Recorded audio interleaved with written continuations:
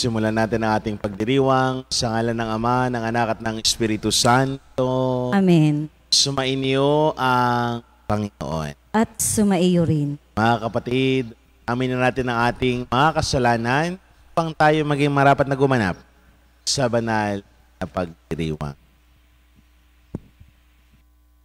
Inaamin ko sa makapangyarihang Diyos at sa inyo mga kapatid, ba akong nagkasala sa isip, sa salita at sa gawa, at sa aking pagkukulang.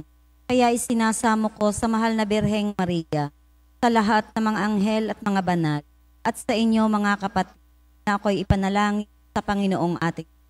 Kawaan tayo ng makapangyarihang Diyos. Patawarin tayo sa ating mga kasalanan at patnubayan tayo sa buhay na walang hanggan. Amen.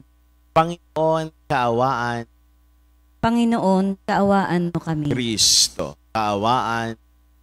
Kristo, kaawaan mo kami. Panginoon, kaawaan. Panginoon, kaawaan kami. Manalangin po tayo. Ama naming makapangyarihan, ang iyong paglingap ay di nagkulang sa iyong pagsubaybay sa tanan. Inululuhog naming inyo pawiin ang tanang makakapinsala sa amin at sa iyo nawang panatilihin ang pakikinabang naming walang maliw. Sa pamamagitan ni Jesucristo, kasama ng Espiritu Santo, magpasawalang hanggan. Amen.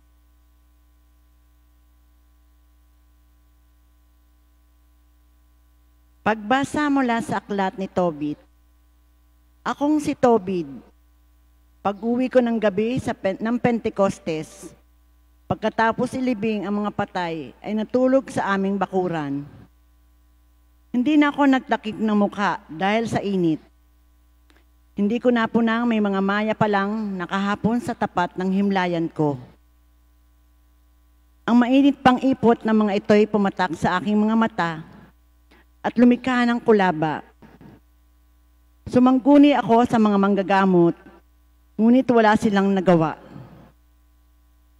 Ang kanilang mga gamot na inilalagay ay lalong nakapagpapaluba hanggang sa ako'y tuluyang nabulag.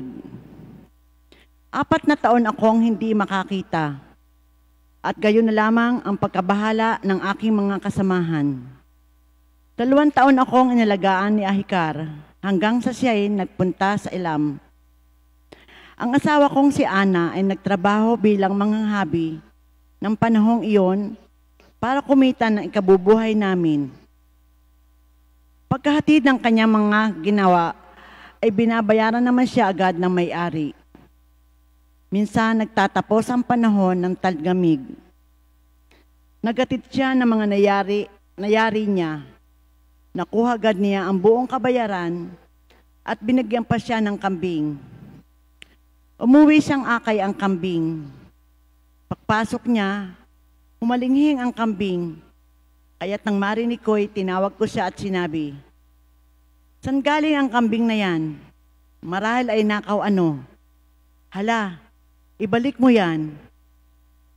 Hindi tayo dapat kumain ng nakaw." Ngunit ito ang tugon niya sa akin, "Yan ay dagdag sa upa sa aking ginawa." Hindi ko siya pinaniwalaan. Pilit kong ipinababalik ang kambing sa may-ari nito.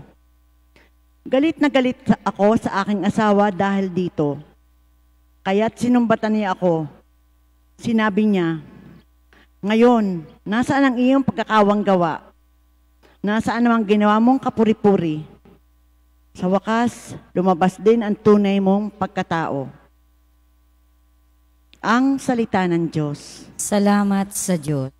Salmon tugunan. Sa poong Diyos nasasalig ang puso ng taong matuwid. Sa poong Diyos nasasalig ang puso ng taong matuwid. Mapalad ang tao na may takot sa Diyos. Siyang sumusunod ng buong alindog. Ang kanyang lipi magiging dakila. Pati mga angkan ay pinagpapala. Sa poong Diyos nasasalig ang puso ng taong matuwid. Anumang balitay, hindi siya takot. Matatag ang puso't may tiwala sa Diyos. Wala siyang takot, hindi nangangamba. Alam na babaksak ang kaaway niya. Sa poong Diyos nasasali ang puso ng taong matuwid. Mabait na lubha, lalo sa mahirap. Ang pagiging matuwid ay di nagwawakas. Buong karangalang siya'y itataas. Sa poong Diyos nasasalig ang puso ng taong matuwid.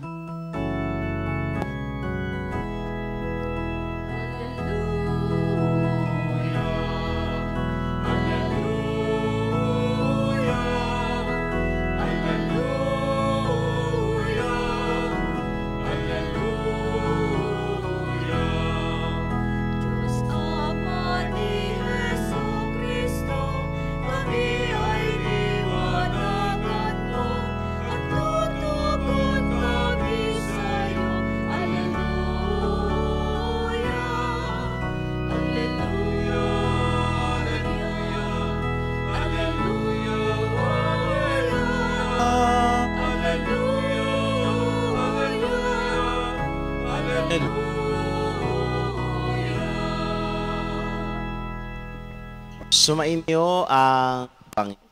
At sumaiyo rin. Ang mabuting balita ng Panginoon ayon kay San Marcos. Papuri sa iyo, Panginoon. Noong panahong iyon, ilang Pariseo at ilang kampon ni Herodes ang pinapunta kay Jesus upang siluin siya sa kanyang pananalita. Lumapit sila sa kanya at ang sabi, Guro, nalalaman po namin kayo'y tapat at walang pinangingimian, sapagkat pareho ang pagtingin ninyo sa lahat ng tao. At itinuturo ninyo kung ano ang kalooban ng Diyos sa mga tao. Naayon po ba sa kautusan ang pagbabayad ng buwis sa Cesar? Dapat ba kaming bumuwis o hindi? Ngunit batid ni Jesus na sila'y nagkukunwari, kaya't sinabi niya sa kanila, Bakit ba ibig ninyo akong siluin? Bigyan ninyo ako ng isang denaryo. Titingnan ko. At kanilang binigyan siya. Kaninong larawan at pangalan ang nakaukit dito? Tanong ni Jesus. Sa Cesar po, tugon nila. Sinabi ni Jesus, ibigay ninyo sa Cesar ang sa Cesar at sa Diyos ang sa Diyos. At sila'y namangha sa Kanya.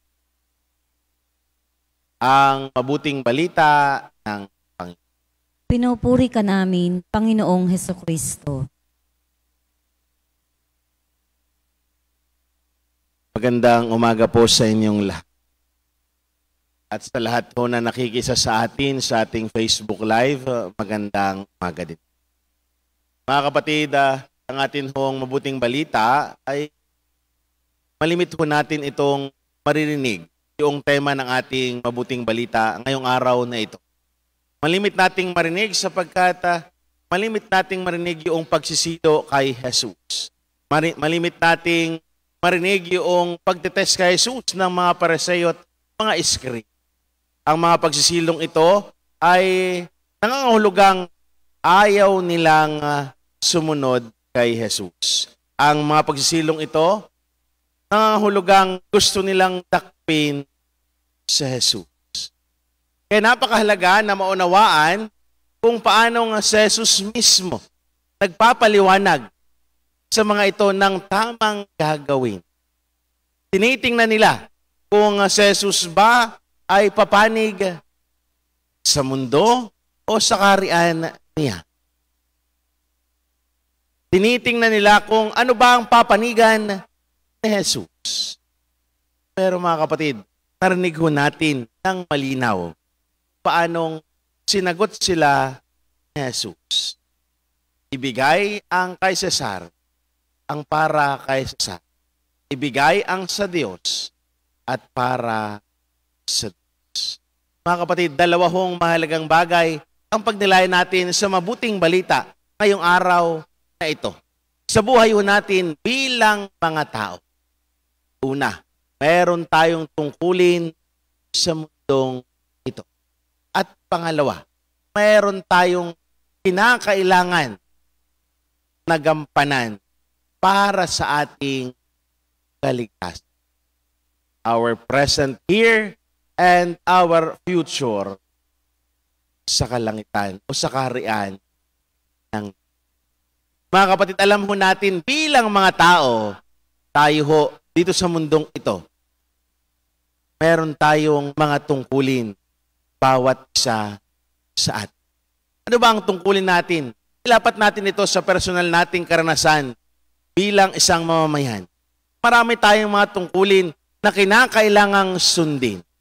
Marami tayo tungkulin na kinakailangang gampanan upang tayo ay maging mabuting mamamayan. Ano ba ang mga tungkulin nating ipinapakita sa atin ng mabuting balita? Ano bang tinanong nila? Kailangan bang magbuwis? Bawat isa ho sa atin ay may tungkuling magbuwis. Bawat isa ho sa atin ay may tungkuling sumunod sa kung ano man ang ipapatupad sa atin, gobyerno. Bawat isa ho sa atin ay may tungkuling pagkaisa sa bawat alituntunin na ibinababa sa atin ng gobyerno. Tungkulin natin sapagkat ang aim natin ay tayo ay mapabuti. Ang aim natin ay tayo ay maging payapa. Ang aim natin ay tayo ay magkaisa. Sapagkat kapag tayo bilang mga tao, hindi tayo marunong sumunod sa lahat ng alituntunin ay binababa sa atin, doon nagsisimula ang kaguluhan. Doon nagsisimula ang pagkakanya-kanya. Doon nagsisimula ang isipin ang madumi sa kapwa. Mga kapatid, ito'y nangangahulugan na kailangan tayo'y sumunod. Kailangan tayo'y makiugnay. Kung si Jesus mismo ang nagsasabi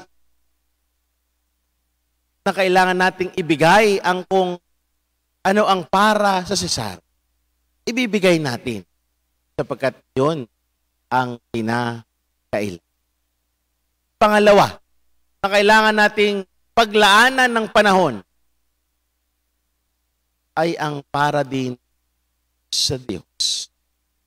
Pag-ipunan natin sapagkat alam natin ang buhay natin ay hindi mananatili dito sa mundong ito. Meron tayong pupuntahan. Merong nag-aantay sa atin na kinakailangan natin pag-impukan ng lahat ng para tayo ay makapasok sa kanyang kaharian.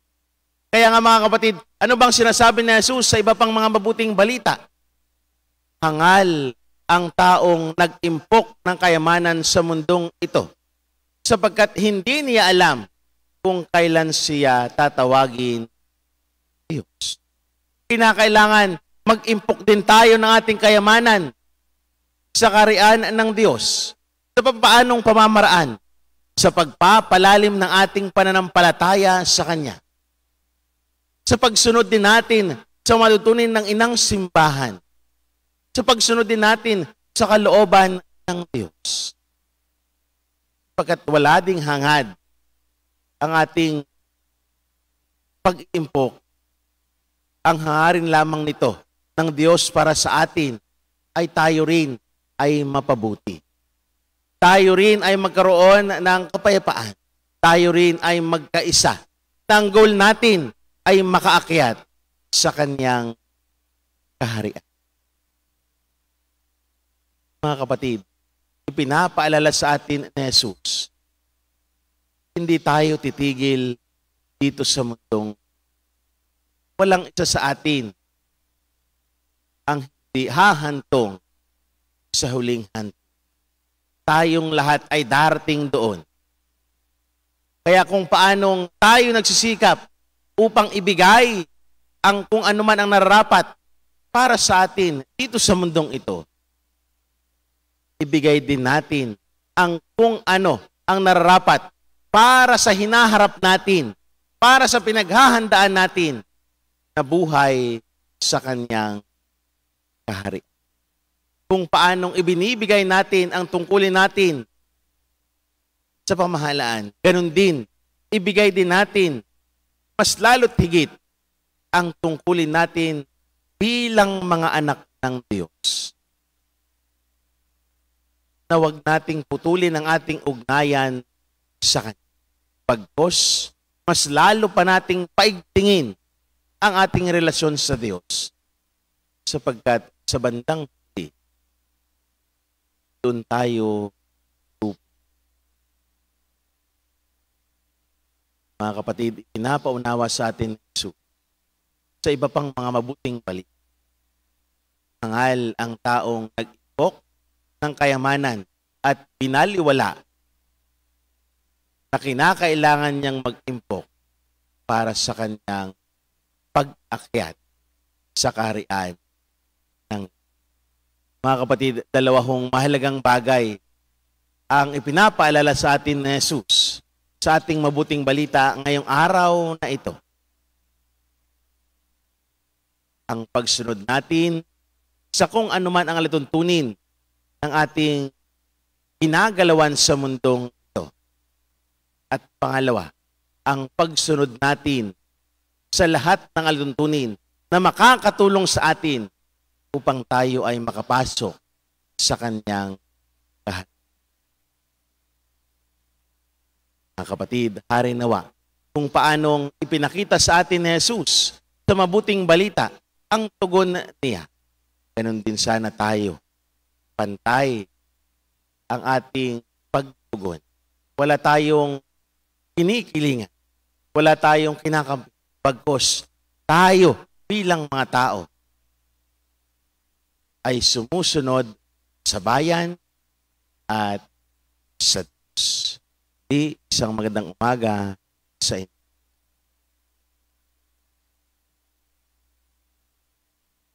Nabubuhay ang mga Kristiyano sa dalawang dimensyon. Mamamayan ng lungsod ng Diyos at mamamayan ng lungsod ng mundo. Manalangin tayo na maituon natin ang ating mga puso sa walang katapusang kaharian na darating para sa pangailangan ng mundo. Ang atin pong itutugon, Panginoon, tingin mo ang aming panalangin. Panginoon, tingin mo ang aming panalangin. Ang mga pinuno at miyembro ng simbahan naway maging makatotohanan sa kanilang tungkulin, na maging mga propetang saksi laban sa mga di makataong krimen at kawalang katarungan. Manalangin tayo sa Panginoon. Panginoon, tingin mo ang aming panalangin. Ang mga pinuno ng gobyerno naway makatarungang gamitin ang mga bagay na para sa Sesar. Manalangin tayo sa Panginoon. Panginoon, tingin mo ang aming panalangin. Ang mga pinuno at mamamayan ng komunidad naway magkaroon ng kamulatang ukol sa kanilang tungkulin bilang mga taong dapat na magbayad ng buwis at mga taong dapat makilahok ng malinis sa pagboto sa eleksyon. Manalangin tayo sa Panginoon. Panginoon, tingin mo ang aming panalangin. Ang mga may sakit, naway maunawaan na nagiging isang dakilang biyaya ang kanilang paghihirap kapag iniugnay sa paghihirap ni Kristo. Manalangin tayo sa Panginoon. Panginoon, tingin mo ang aming panalangin. Yaong mga tumawid na sa pinto ng kamatayan, naway makarating sa walang hanggang lungsod sa langit. Manalangin tayo sa Panginoon. Panginoon, tingin mo ang aming panalangin. Panginoon ng kasaysayan, inilalagay namin sa iyong pagkalinga ang aming mga kahilingan. Nalalaman namin na ang lahat ng mga tao, panahon at pangyayari ay napapaloob sa iyong kalooban. Inihiling namin ito sa pamamagitan ni Kristo na aming Panginoon. Amen.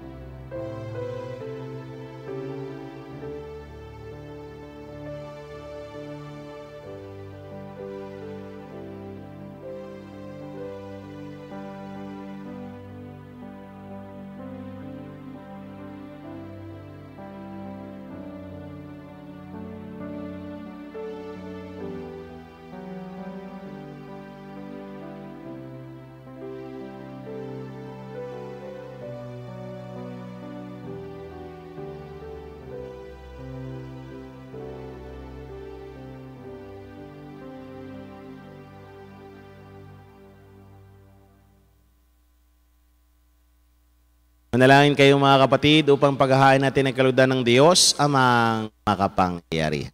Tanggapin nawa ng Panginoon itong paghahain sa iyong mga kamay, sa kapurihan niya at karangalan sa ating kapakinabangan at sa buong sambayaniyang banal. Ama naming lumikha, sa iyong katapatan kami nagtitiwala. Ngayong ang aming mga alay ay aming inihahanda at nihain dito sa banal mong dambana. Sa kagandahang loob mong sa amin dumadalisay, kami naway makaganap ng may malinis na kalooban sa paglilingkod namin sa banal na pagdiriwang. Sa pamamagitan ni Jesucristo, kasama ng Espiritu Santo, magpa sa walang hanggan. Amen. Sumainyo ang Panginoon. At sumaiyo rin. Itaas sa Diyos ang inyong puso at diwa. Tinaas na namin sa Panginoon. Pasalamatan natin ang Panginoon na ating Diyos. Marapat na siya ay pasalamatan. Ama naming makapangyarihan, tunay nga marapat na ikaw ay aming pasalamatan. Sa iyong paglingap at kagandahang loob, ang tao'y nilikha mo't pinangasiwa sa sansinukob. Sangad mong siya'y iwastong lubos, siya'y pinagdusa mo sa kanyang pagtalikod. Sa iyong paggiliw, iyong ipinahintulot na makabalik siya sa pamamagitan ni Kristo Jesus. Kaya kaisahan ng mga anghel na nagsisiawit ng papuri sa iyo nang walang humpay sa kalangitan, kami nagbubunyi sa iyong kadakilaan. Santo, Santo, Santong Panginoon Diyos ng mga hukbo, napupuno ang langit at lupa ng kadakilaan mo, o sana sa kaitaasan. Pinagpala ang naparirito sa ngalan ng Panginoon, o sana sa kaitaasan.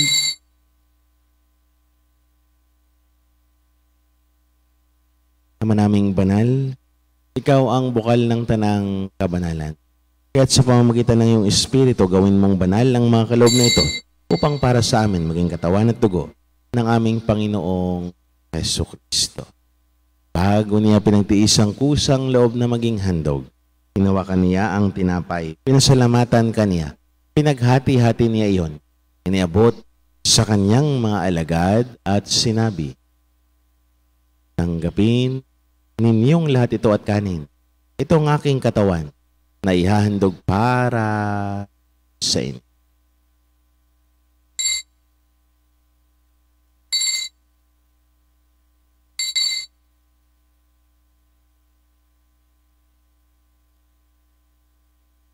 Gayon din naman nung matapos ang hapunan, hinawakan niya ang kalis, muli kanyang pinasalamat.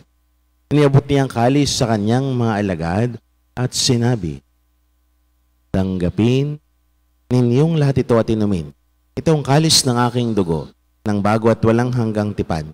Ang aking dugo na ibubuhos para sa inyo at para sa lahat, sa kapagpatawad ng mga kasalanan. Gawin ninyo ito sa pag-alaala sa akin.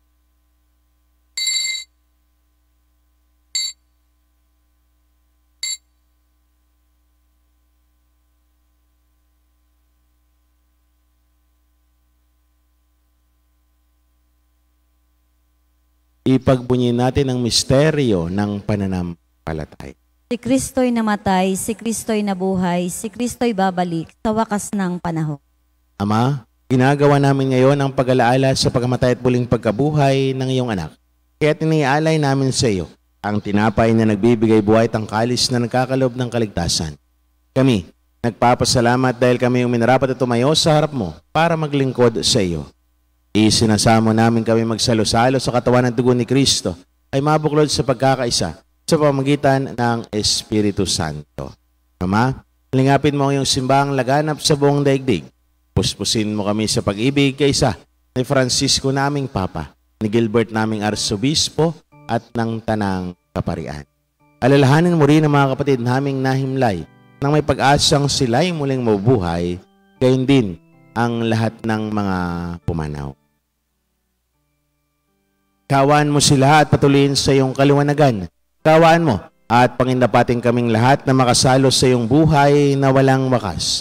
Kaysa ng mahal na Birheng Maria na ina ng Diyos. Kaysa ni Poong San Jose. Kaysa ng mga apostol at ng lahat ng mga banal ni San Jose Marelo na namuhay dito sa daigdig ng kalugod-lugod sa iyo. May pagdiwang naman namin na pupuri sa karangal mo sa pamamagitan ng anak na aming Panginoong Heso Kristo. Sa pamamagitan ni Kristo, kasama niya at sa Kanya, ang lahat ng parangal papuri sa iyo, Diyos, amang makapangyarihan, kasama ng Espiritu Santo, magpasawalang hanggan.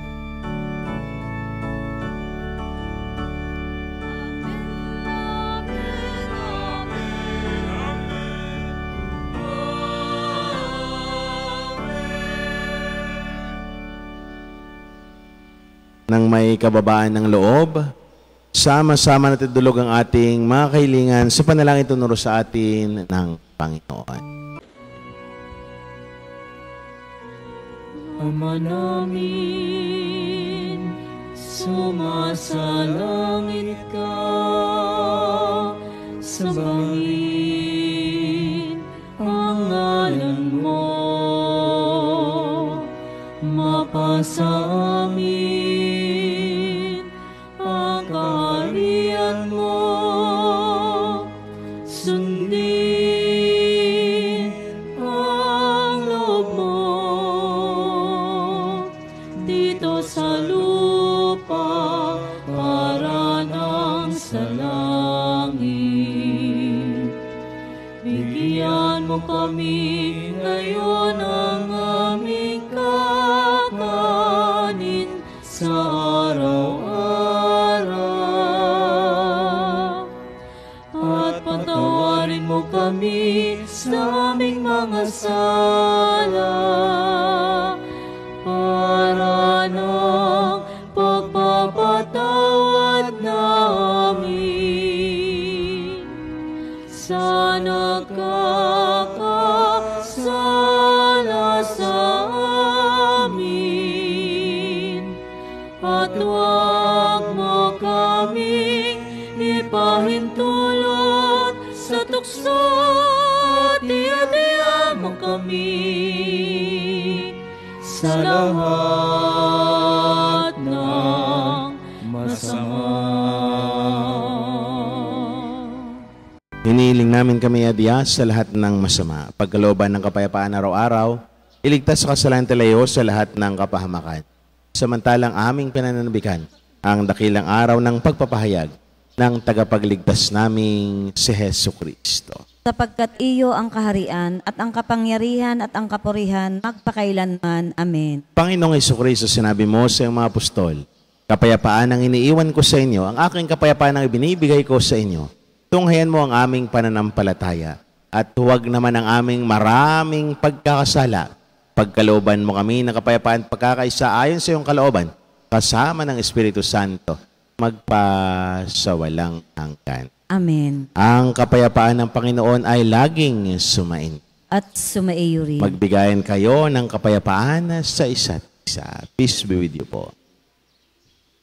Kordero ng Diyos na nag-aalis sa mga kasalanan ng sanlibutan, maawa ka sa amin. Kordero ng Diyos na nag-aalis ng mga kasalanan ng sanlibutan, maawa ka sa amin. Kordero ng Diyos na nag-aalis ng mga kasalanan ng sanlibutan, ipagkaloob mo sa amin ang kapayapaan.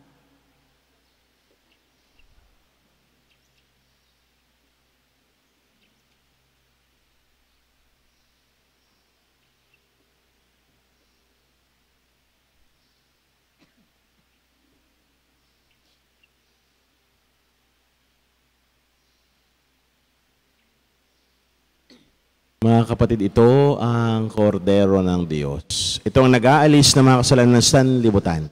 Mapapalad tayong naniyahan sa kanyang banal na piging. Panginoon, hindi ako karapat-dapat na magpatuloy sa iyo, ngunit sa isang salita mo lamang ay gagaling na ako.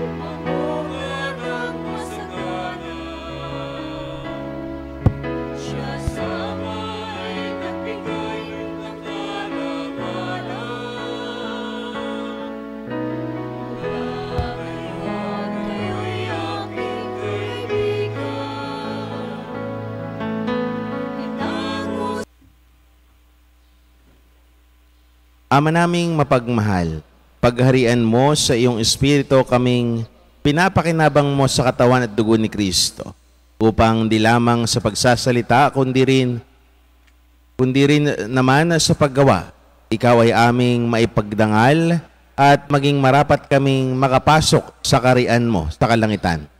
Sa pamamagitan ng Jesucristo, kasama ng Espiritu Santo, magpasawalang hanggan. Amen. Sumainyo ang Panginoon. At sumaiyo rin. At pagpalain kayo ng mawain, mapagmahal at makapangyarihang Diyos.